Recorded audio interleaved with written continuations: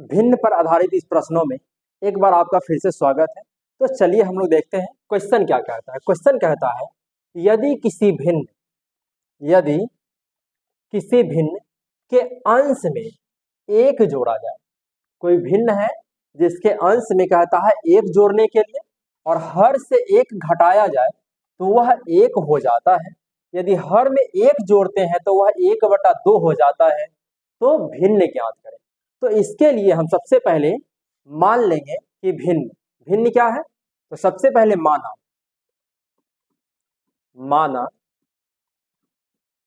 भिन्न बराबर x/y। हम मान लिए कि वह जो भिन्न है वो x/y है और हम ऊपर वाला को अंश कहते हैं।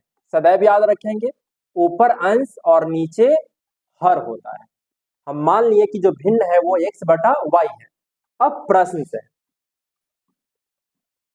से कहता है यदि किसी भिन्न के अंश में एक जोड़ा जाए,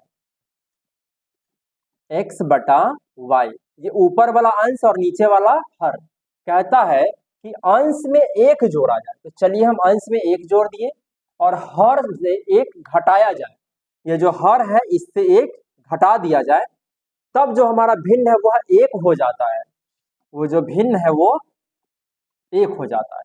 एक बार फिर से समझेंगे क्वेश्चन को। कहता है कि यदि किसी भिन्न के अंश में एक जोड़ा जाए, तो ऊपर वाला अंश होता है जिसमें हम एक जोड़ दिए, हर से एक घटाया जाए तो हर से एक को हम घटा दिए, तो कहता है तो वह एक हो जाता है। तो यह एक के बराबर हो जाएगा।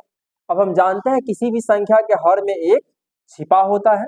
तो अब हम इसे क्रॉस गुना करेंगे।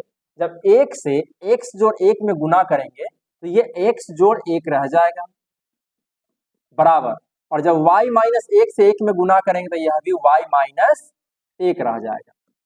अब इसे x, अभी y RHS में प्लस में है, जब इसको हम LHS में लेके आएंगे तो ये माइनस में हो जाएगा बराबर, माइनस एक बच रहा है।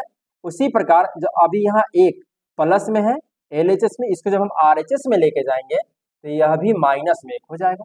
तो अब हमें x माइनस वाई बराबर -1 और -2 प्राप्त होगा।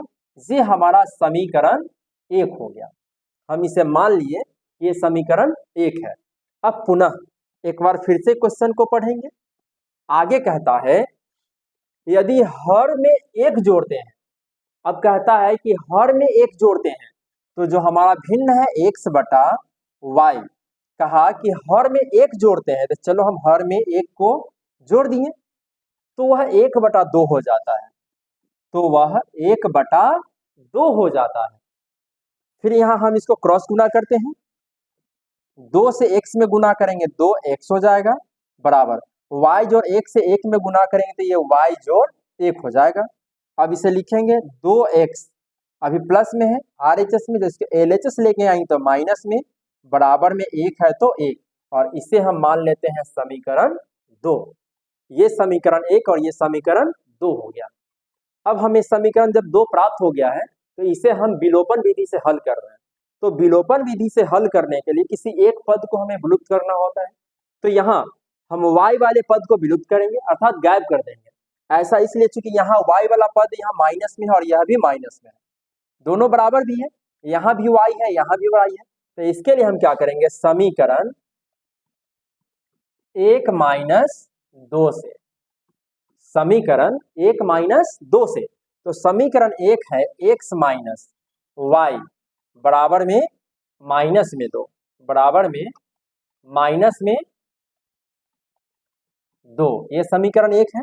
और दूसरा 2x माइनस वाई है, 2x माइनस वाई बराबर में 1, यहाँ हम 1 लिखेंगे। अब चूंकि हम घटा रहे हैं तो अब हम चिन्ह को बदलेंगे, प्लस है तो माइनस, माइनस तो प्लस और प्लस तो माइनस। अब ये माइनस वाई और प्लस वाई दोनों कट जाएगा, तो यहाँ प्लस में x और माइनस में 2x, तो माइनस में x बचेगा, और यहाँ -2 और -1 माइनस में 3, माइनस से माइनस कट गया तो ये x बराबर हो जाएगा 3। हमें x का मान 3 प्राप्त हो गया। अब हमें y का मान चाहिए, तो इसके लिए हम x का मान या तो हम समीकरण 1 में रखेंगे या फिर हम समीकरण 2 में रखेंगे। तो लिखते हैं x का मान समीकरण 1 में रखने पर, 1 में रखने पर,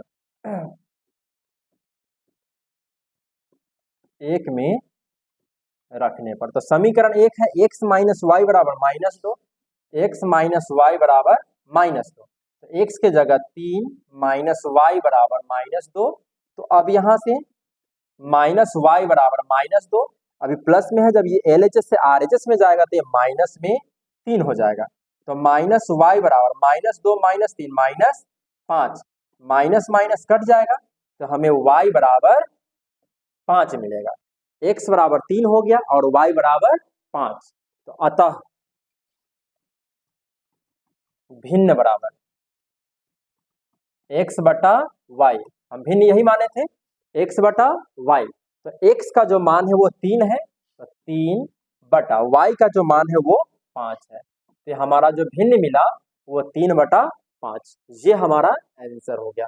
तो फ्रेंड्स, यदि हमारा वीडियो पसंद आता है तो मेरे चैनल को लाइक करें, सब्सक्राइब करें, कमेंट करें और अपने दोस्तों से शेयर करना नहीं भूलेंगे।